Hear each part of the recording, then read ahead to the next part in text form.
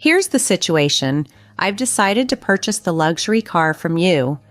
Tiffany, an ordinary individual, doesn't need it. My parents have been thinking about getting a new car, and since marrying Peter, I've noticed a change in him. He seems more self-centered.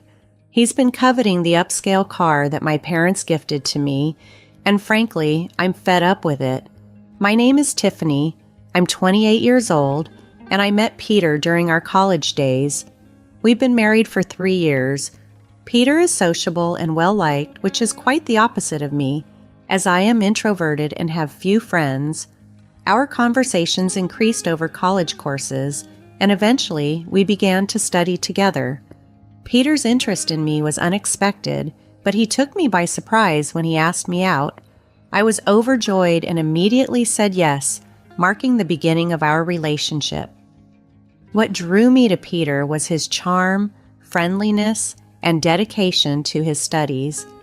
However, for him, the situation could have been different since he had numerous attractive and stylish female friends, and finding another girlfriend would not have been difficult for him. Once, I courageously asked him if he truly thought I was the right one for him. He seemed taken aback and questioned why I would ask such a thing. I confessed my lack of confidence and sought to understand why he chose me. After a pause, he replied that he was comfortable being with me. His answer left me unsatisfied, but before I could express more, he appeared irritated and distracted himself with his phone. Not wanting to escalate to an argument, I dropped the topic, agreeing with him and apologizing for bringing it up, though I still harbored doubts. As time moved on, our relationship continued to flow smoothly. We completed college, got married, and settled into a condo. I secured a job at a standard company while Peter pursued further education and research. When I informed my mom about our engagement, she was thrilled, though she admitted they were beginning to worry about when I'd introduce a boyfriend.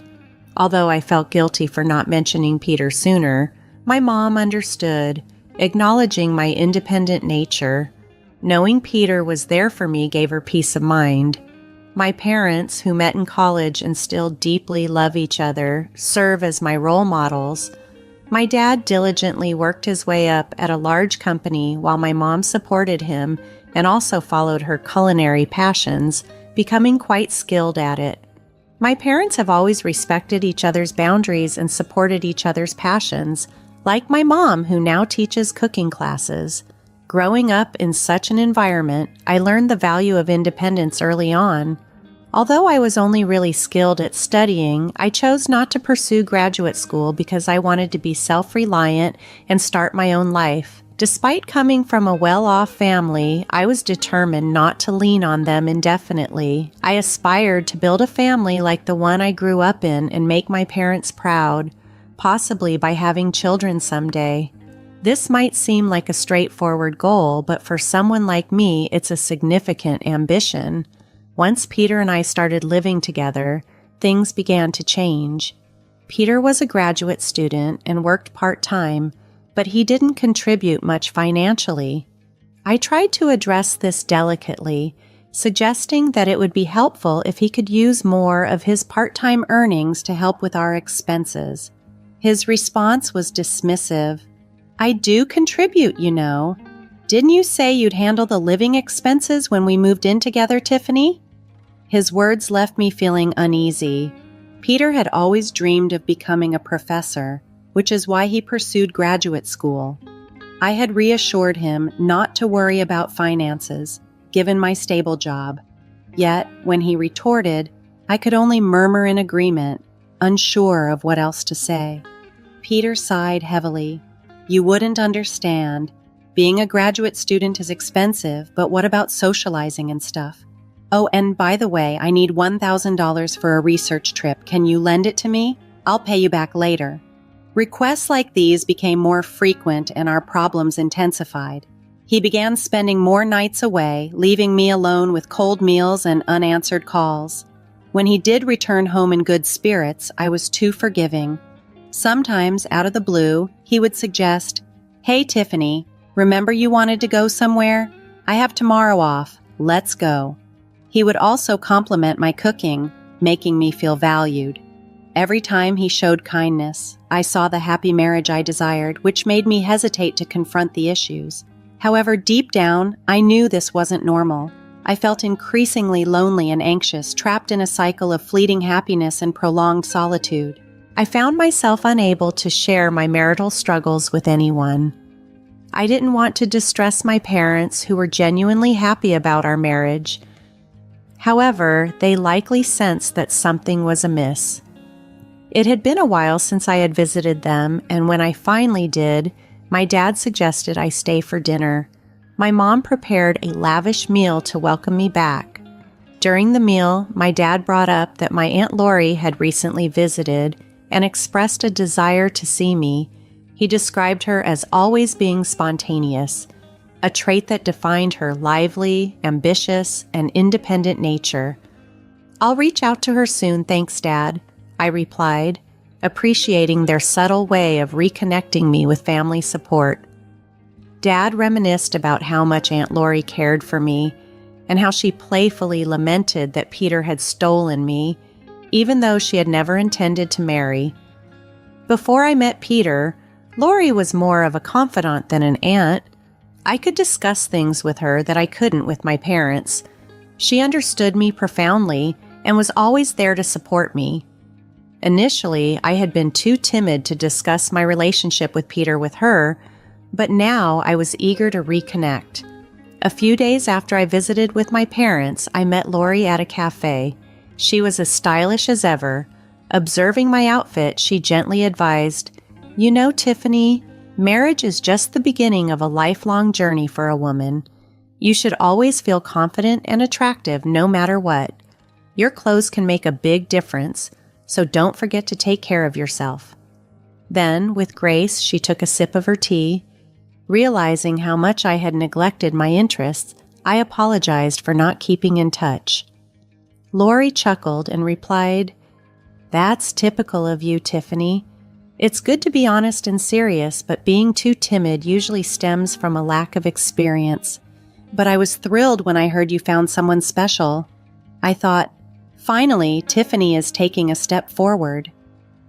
It had been ages since I spent time with someone on a day off, and the weather was perfect, making it a much-needed and refreshing outing. We settled on the terrace, soaking up the warm sunlight, and in that tranquil moment, I felt comfortable enough to share my concerns with Lori. Initially, I had believed that even someone as reserved as me could make a relationship work with Peter, but doubts had begun to cloud my thoughts. Lori listened attentively to my entire story, nodding empathetically without interruption. When I finished, she gently inquired, "I suppose you haven't mentioned this to your parents, have you, Tiffany?" "No, I even hesitated to tell you today," I confessed. "I didn't want to acknowledge my vulnerabilities to anyone. I thought I should be capable of managing this on my own to be truly independent. I know if Mom and Dad found out, they'd probably want me back home immediately. So, I want to try to handle this as much as I can by myself." Lori respected my wish to handle things independently and didn't press the issue further. However, she assured me, "If you ever really need help, let me know first. If my dear Tiffany asks for help, I'll be there for you no matter where I am." A month later, my mom called me casually, "When you have time, could you come over? It's not urgent." Since I had the next day off, I decided to visit my parents. As I approached, I noticed a new car parked in the driveway, which sparked my excitement. "Dad, is this car new? Did you just get it? Can I take it for a spin?" I joked, my excitement palpable about the fancy car. "Don't worry about that. This car is for you, Tiffany. Use it however you like. It'll come in handy," Mom whispered to me. "We saw this car in a TV commercial and you said you liked it," Dad recalled, smiling warmly. "So, it's our gift to you. You've been going through a tough time lately, so we wanted to cheer you up. If things get tough, just drive this and come home anytime." The car my dad gifted me was an SUV from a renowned international brand, a thoughtful gesture that brought a sense of freedom and support. Dad had even arranged a parking spot near my condo for the new SUV. I laughed in disbelief, barely able to grasp the kindness of the gesture. Later, as I drove downtown, I reached into my pocket, found the car key, and pressed the button. The lights of the SUV flashed brightly around me. It was then that I heard a familiar voice from behind. "What's with the car?" I turned to see Peter, my husband, who hadn't been home for quite some time. It felt like we were living separate lives.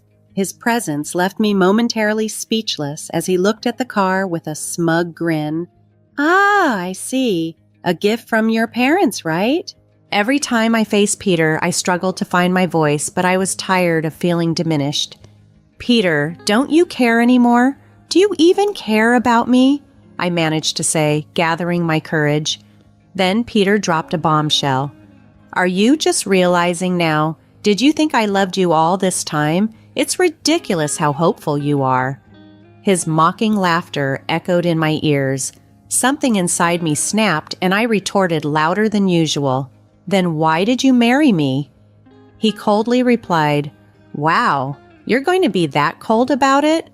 I couldn't believe the words coming out of his mouth. "So marrying me was just a meal ticket for you, huh? And now you want the car too because it's wasted on me? That's just great." Peter seemed unfazed by how hurtful his words were, and with a chilling indifference, he added, "You know we're getting divorced. Without me, you'll never find another man.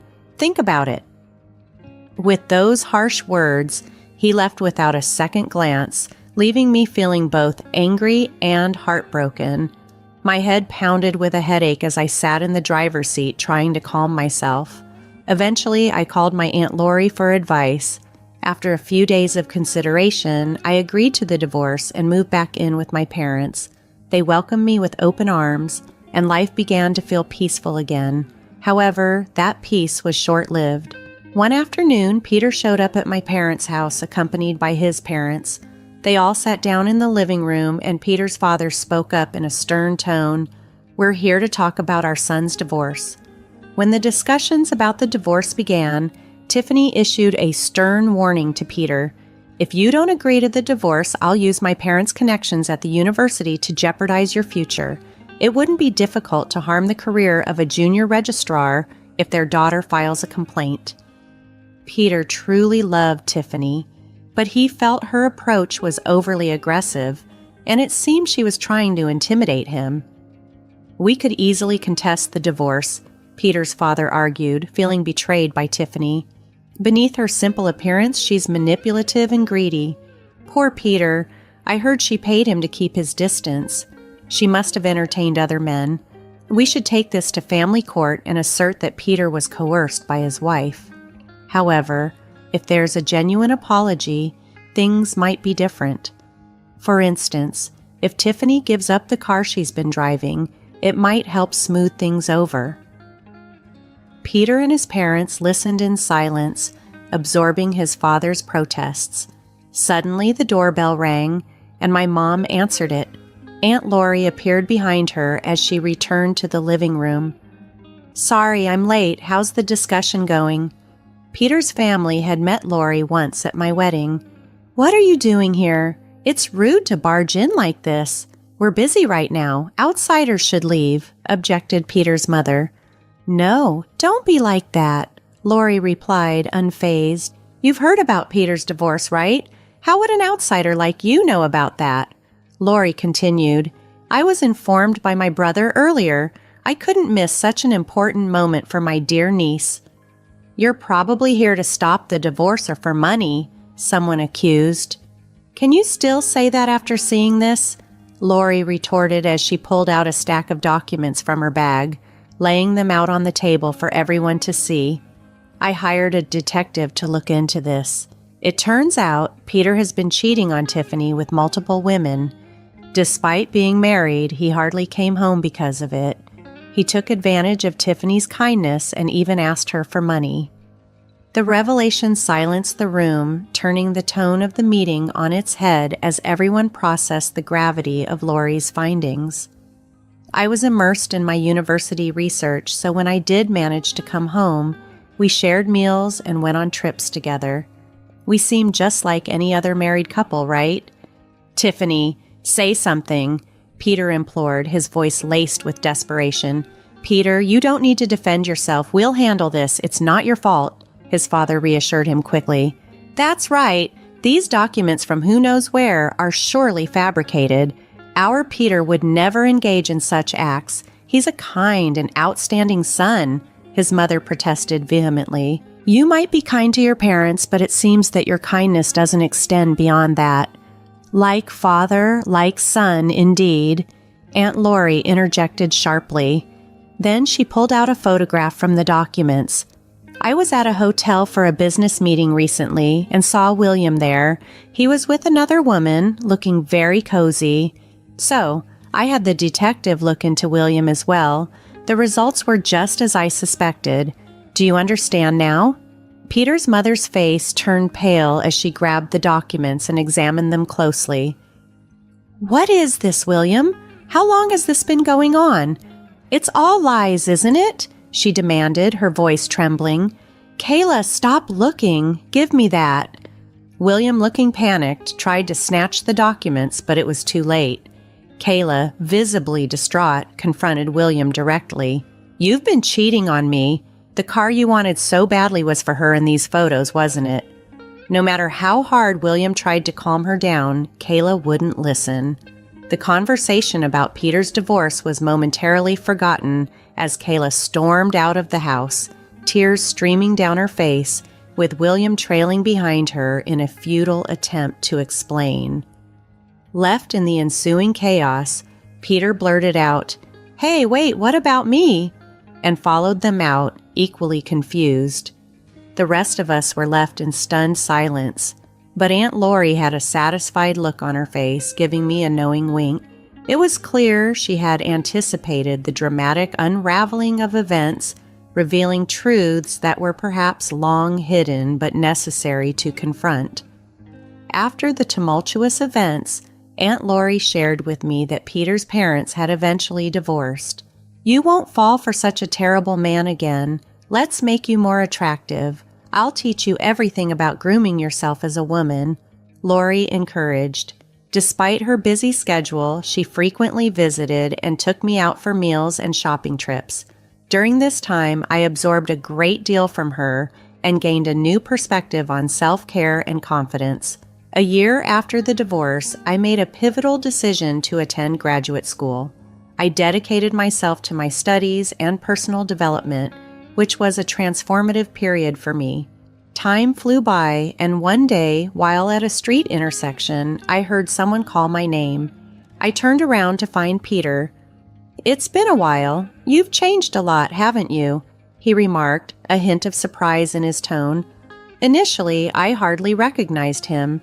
In Peter's eyes, the woman he once knew as his plain ex-wife had evolved into someone stunningly beautiful and confident.